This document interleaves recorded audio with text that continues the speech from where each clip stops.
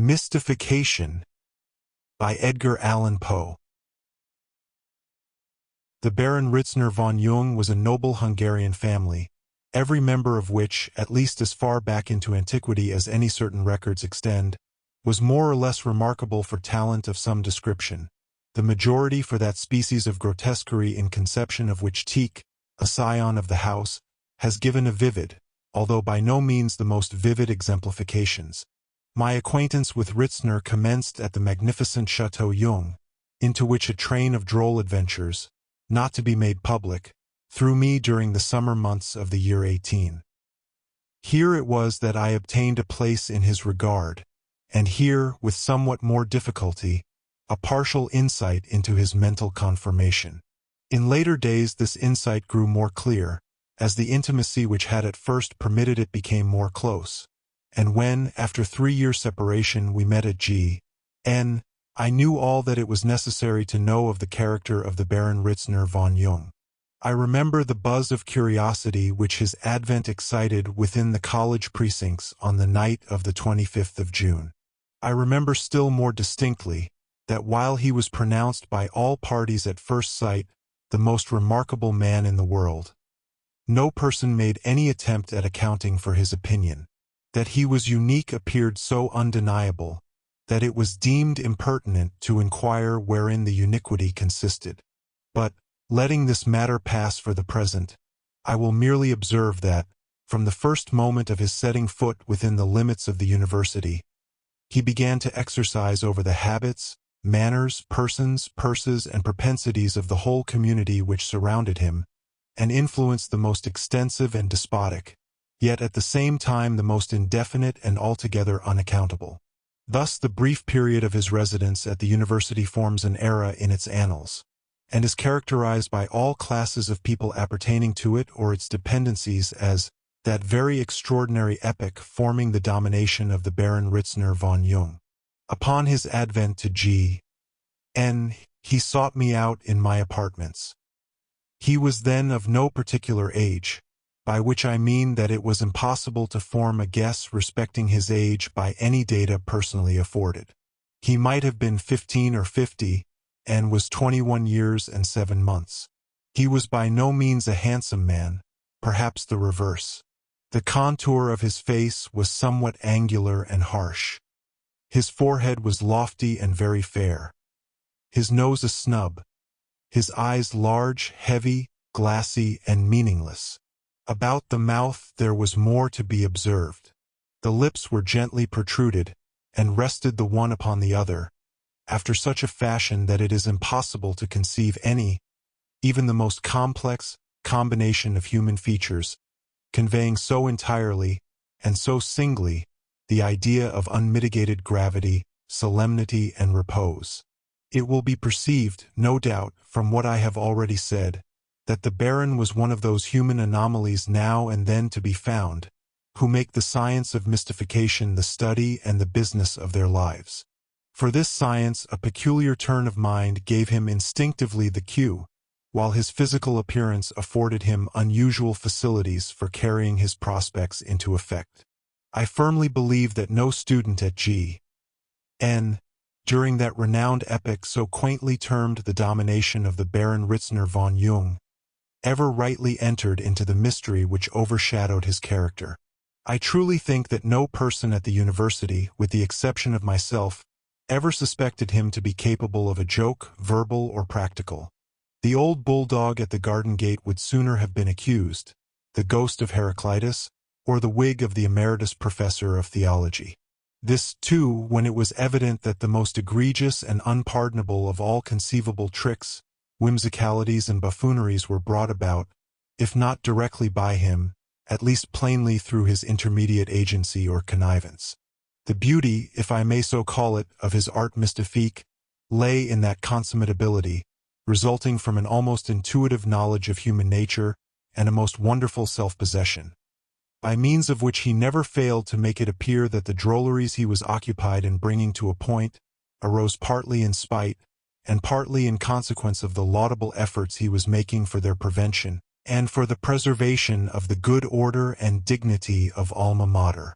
The deep, the poignant, the overwhelming mortification, which upon each such failure of his praise-worthy endeavors, would suffuse every lineament of his countenance, left not the slightest room for doubt of his sincerity in the bosoms of even his most skeptical companions. The adroitness, too, was no less worthy of observation by which he contrived to shift the sense of the grotesque from the creator to the created, from his own person to the absurdities to which he had given rise. In no instance before that of which I speak have I known the habitual mystific escape the natural consequence of his manœuvres, an attachment of the ludicrous to his own character and person. Continually enveloped in an atmosphere of whim, my friend appeared to live only for the severities of society, and not even his own household have for a moment associated other ideas than those of the rigid and august with the memory of the Baron Ritzner von Jung, during the epoch of his residence at G. And it really appeared that the demon of the dolce far niente lay like an incubus upon the university. Nothing, at least, was done beyond eating and drinking and making merry. The apartments of the students were converted into so many pothouses, and there was no pothouse of them all more famous or more frequented than that of the Baron. Our carousals here were many, and boisterous, and long, and never unfruitful of events. Upon one occasion we had protracted our sitting until nearly daybreak, and an unusual quantity of wine had been drunk. The company consisted of 7 or 8 individuals besides the Baron and myself. Most of these were young men of wealth, of high connection, of great family pride, and all alive with an exaggerated sense of honor. They abounded in the most ultra-German opinions respecting the duello. To these quixotic notions some recent Parisian publications, backed by 3 or 4 desperate and fatal rencounters at G. N. had given new vigor and impulse, and thus the conversation, during the greater part of the night, had run wild upon the all-engrossing topic of the times. The Baron, who had been unusually silent and abstracted in the earlier portion of the evening, at length seemed to be aroused from his apathy, took a leading part in the discourse, and dwelt upon the benefits, and more especially upon the beauties, of the received code of etiquette in passages of arms with an ardor, an eloquence, an impressiveness, and an affectionateness of manner, which elicited the warmest enthusiasm from his hearers in general, and absolutely staggered even myself, who well knew him to be at heart a ridiculer of those very points for which he contended, and especially to hold the entire fanfaronade of dueling etiquette in the sovereign contempt which it deserves. Looking around me during a pause in the Baron's discourse, of which my readers may gather some faint idea when I say that it bore resemblance to the fervid, chanting, monotonous, yet musical sermonic manner of Coleridge, I perceived symptoms of even more than the general interest in the countenance of one of the party. This gentleman, whom I shall call Hermann, was an original in every respect, except, perhaps, in the single particular that he was a very great fool. He contrived to bear, however, among a particular set at the university, a reputation for deep metaphysical thinking, and, I believe, for some logical talent. As a duelist he had acquired great renown, even at G. N. I forget the precise number of victims who had fallen at his hands, but they were many. He was a man of courage undoubtedly, but it was upon his minute acquaintance with the etiquette of the duello, and the nicety of his sense of honor, that he most especially prided himself. These things were a hobby which he rode to the death.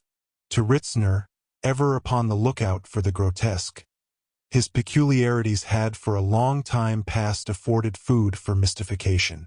Of this, however, I was not aware, although, in the present instance, I saw clearly that something of a whimsical nature was upon the tapis with my friend, and that Hermann was its especial object.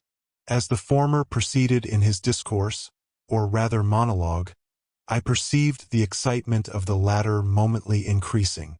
At length he spoke, offering some objection to a point insisted upon by R, and giving his reasons in detail. To these the Baron replied at length, still maintaining his exaggerated tone of sentiment, and concluding, in what I thought very bad taste, with a sarcasm and a sneer. The hobby of Hermann now took the bit in his teeth. This I could discern by the studied hair-splitting farrago of his rejoinder. His last words I distinctly remember.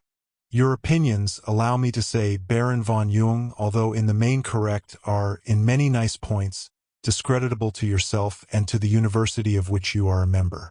In a few respects they are even unworthy of serious refutation.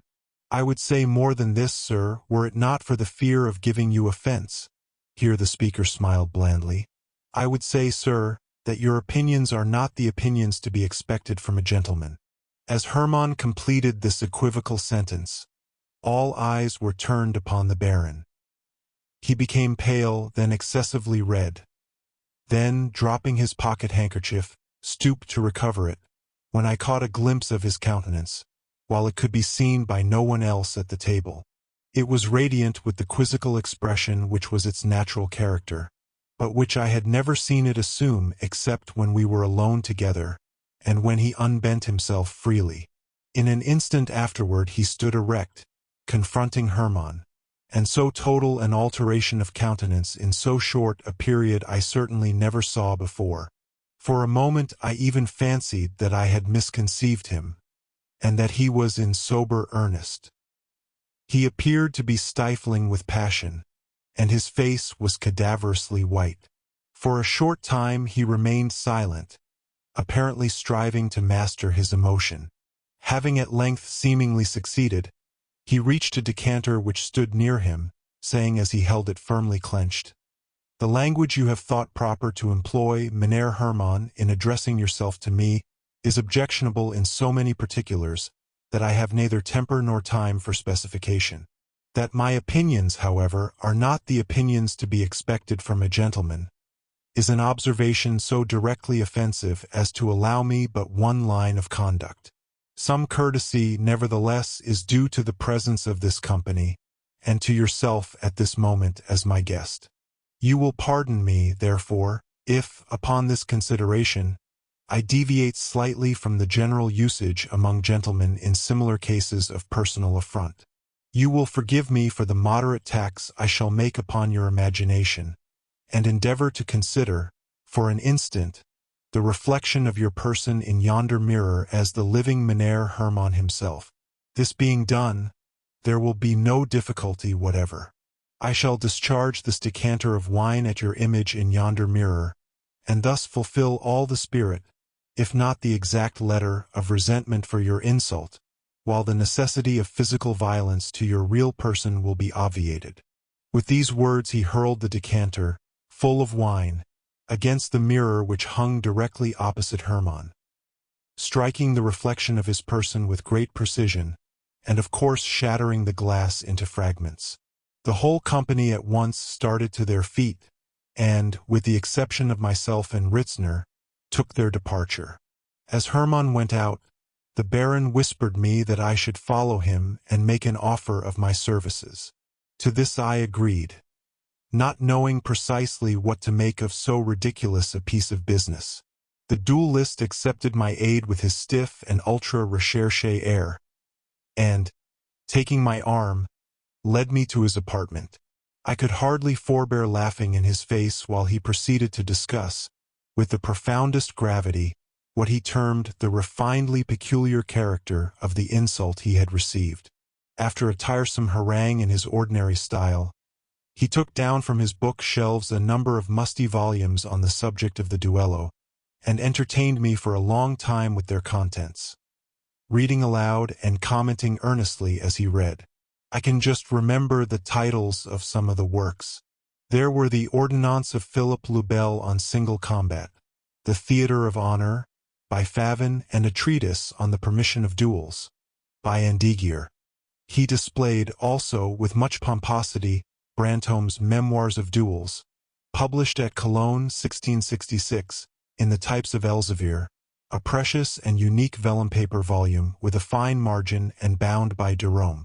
But he requested my attention particularly, and with an air of mysterious sagacity, to a thick octavo, written in barbarous Latin by one Hedelin, a Frenchman, and having the quaint title, Duelli lex scripta et non, à la Turque. From this he read me one of the drollest chapters in the world concerning injury per applicationem, per constructionem et per se, about half of which, he averred, was strictly applicable to his own refinedly peculiar case, although not one syllable of the whole matter could I understand for the life of me. Having finished the chapter, he closed the book, and demanded what I thought necessary to be done. I replied that I had entire confidence in his superior delicacy of feeling, and would abide by what he proposed. With this answer he seemed flattered, and sat down to write a note to the Baron. It ran thus: Sir, my friend, M.P. will hand you this note. I find it incumbent upon me to request, at your earliest convenience, an explanation of this evening's occurrences at your chambers. In the event of your declining this request, Mr. P. will be happy to arrange, with any friend whom you may appoint, the steps preliminary to a meeting. With sentiments of perfect respect, your most humble servant, Johann Hermann, to the Baron Ritzner von Jung, August 18th, 18. Not knowing what better to do, I called upon Ritzner with this epistle. He bowed as I presented it, then, with a grave countenance, motioned me to a seat. Having perused the cartel, he wrote the following reply, which I carried to Hermann. Sir, through our common friend, Mr. P. I have received your note of this evening. Upon due reflection, I frankly admit the propriety of the explanation you suggest. This being admitted, I still find great difficulty, owing to the refinedly peculiar nature of our disagreement, and of the personal affront offered on my part, in so wording what I have to say by way of apology, as to meet all the minute exigencies, and all the variable shadows of the case. I have great reliance, however, on that extreme delicacy of discrimination, in matters appertaining to the rules of etiquette, for which you have been so long and so preeminently distinguished. With perfect certainty, therefore, of being comprehended, I beg leave, in lieu of offering any sentiments of my own, to refer you to the opinions of Sieur Hedelin, as set forth in the 9th paragraph of the chapter of injury per applicationem, per constructionem et per se, in his duelli lex scripta et non, a la Turk. The nicety of your discernment in all the matters here treated will be sufficient, I am assured, to convince you that the mere circumstance of me referring you to this admirable passage ought to satisfy your request as a man of honor for explanation. With sentiments of profound respect, your most obedient servant, von Jung, the Herr Johann Hermann, August 18th, 18. Hermann commenced the perusal of this epistle with a scowl, which, however, was converted into a smile of the most ludicrous self-complacency as he came to the rigmarole about injury per applicationem, per constructionem et per se. Having finished reading, he begged me, with the blandest of all possible smiles, to be seated, while he made reference to the treatise in question. Turning to the passage specified, he read it with great care to himself, then closed the book and desired me, in my character of confidential acquaintance, to express to the Baron von Jung his exalted sense of his chivalrous behavior, and, in that of second, to assure him that the explanation offered was of the fullest, the most honorable, and the most unequivocally satisfactory nature. Somewhat amazed at all this, I made my retreat to the Baron. He seemed to receive Hermann's amicable letter as a matter of course, and after a few words of general conversation, went to an inner room and brought out the everlasting treatise Duelli lex scripta et non, a la Turk. He handed me the volume and asked me to look over some portion of it. I did so, but to little purpose, not being able to gather the least particle of meaning. He then took the book himself and read me a chapter aloud. To my surprise, what he read proved to be a most horribly absurd account of a duel between two baboons. He now explained the mystery, showing that the volume, as it appeared prima facie, was written upon the plan of the nonsense verses of Du Bartus. That is to say, the language was ingeniously framed so as to present to the ear all the outward signs of intelligibility, and even of profundity, while in fact not a shadow of meaning existed. The key to the whole was found in leaving out every second and third word alternately, when there appeared a series of ludicrous quizzes upon a single combat as practiced in modern times. The Baron afterwards informed me that he had purposely thrown the treatise in Hermann's way 2 or 3 weeks before the adventure, and that he was satisfied, from the general tenor of his conversation, that he had studied it with the deepest attention, and firmly believed it to be a work of unusual merit. Upon this hint he proceeded. Hermann would have died 1,000 deaths rather than acknowledge his inability to understand anything and everything in the universe that had ever been written about the duello. Here ends the story, Mystification by Edgar Allan Poe. Dear listener, we close the pages on another tale, a journey through words, imagination, and emotion. Here at the Falls Audiobook, where stories flow like a river's current, carrying you to distant worlds and uncharted depths. We thank you for joining us. As always, we invite you to linger a little longer. Subscribe to our channel to discover more stories waiting to be heard, each a cascade of voices, ideas, and artistry. And remember, every great story begins with a single word. Perhaps the next one will begin with you. Until our voices meet again, may your days be filled with quiet moments, rich pages, and the soothing sound of a story well told. This is the Falls Audiobook, signing off.